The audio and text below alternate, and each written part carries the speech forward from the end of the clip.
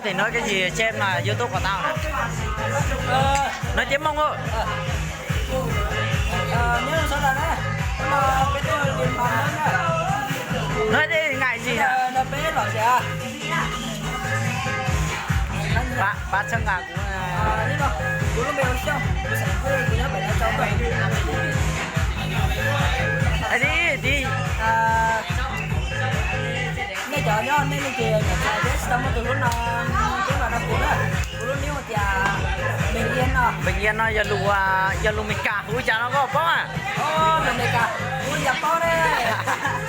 Chưa cha. Húi dập bó rồi nhớ là chị Hoa bình yên chưa? Ly mà. Nè, mình sẽ lên từ hơi nhiệt rồi cũng tụng phong dư nó chỉ cái bạt hơn nữa chứ. Giờ là cũng sẽ nó theo. Mua đã chỉ hai cho phong dư nhau cũng lúc phàn nó thế.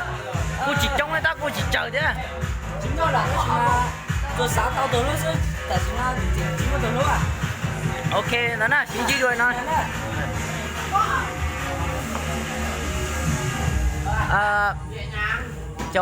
Cho sao nó to ít to bên xia xưa bây giờ của em thấy tao trong đấy như nào đẹp trai được tàn được không phải tàn được cũng ổn định nhớ xong rồi lúc nào bé cho xí với tôi oxy nó này nhớ xong tụi nhau xuống ra rồi chị với tụi xí phước kia nè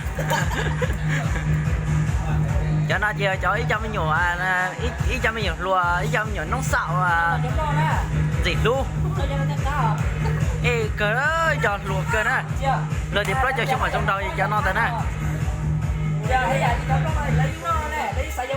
mà nó điệp với xin chi đi nào xưa cuối chợ fan đi cho có gì sợ đầu của tao chồng của YouTube là gì xin chi nó nữa mà đâm vào gió nó sợ đó nè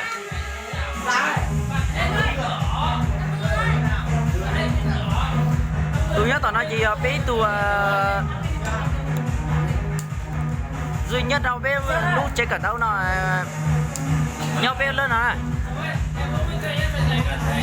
tụi nó nè kia này có nè ê cơ Ngọc ơi Ngọc